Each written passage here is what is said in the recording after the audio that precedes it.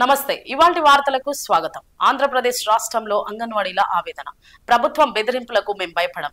మహిళా దినోత్సవం రోజు తీర్పు కబురు వస్తుంది అన్నారు। ఏ కబురు రాలేదు। రాష్ట్రంలోని మినీ సెంటర్లన్నీ మెయిన్ సెంటర్ గా మార్చి జీవో ఇవ్వాలని అంగన్వాడీ వర్కర్స్ల డిమాండ్।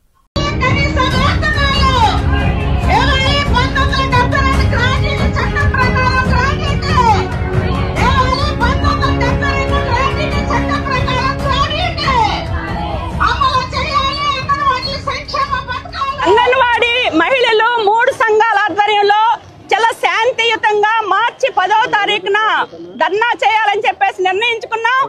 ప్రభుత్వానికి సమాచారం ఇచ్చాం, అధికారులకు రిప్రజెంటేషన్ ఇచ్చాం, పోలీసు పర్మిషన్ కూడా పెట్టుకున్నాం। కానీ ఇంత శాంతియుతంగా ధర్నా చేయాలని మేము నిర్ణయించుకుంటే ప్రభుత్వం వైపు నుంచి మా ధర్నాన్ని భగ్నం చేయడానికి నిన్నటి నుండి మొత్తం పోలీసు యంత్రాంగానంతా అంగన్వాడీ మహిళల మీద దించేశారు। ఎక్కడికక్కడ రానీయకుండా అనంతపురంలో రైల్లో దించేశారు। అట్లనే కోనసీమ, కాకినాడ, రామచంద్రాపురం అనేక కనీసం ఛార్జీలు పెట్టుకొని వస్తున్న వాళ్ళని కూడా బస్సుల నుండి దించేశారు। ఇళ్లకు పోలీసులు పంపించి ఈ రోజు అవమానపరిచారు। ఈ రోజు చంద్రబాబు నాయుడు గారికి మహిళల మీద ఉన్న గౌరవం ఇదా అని చెప్పేసి మేము అడుగుతా ఉన్నాం। ఎప్పటికైనా నిర్బంధాన్ని ఒకవైపు అధికారులని ఉసిగొల్పి ఎప్పుడూ లేని విధంగా సెక్టార్ మీటింగ్లు 30వ తారీఖు జరగాల్సిన ఈ రోజు సెక్టార్ మీటింగ్లను అధికారులు ఒత్తిడి చేశారు। మీరు కనుక విజయవాడ వెళ్తే అందరినీ తొలగిస్తామని చెప్పేసి బెదిరించారు।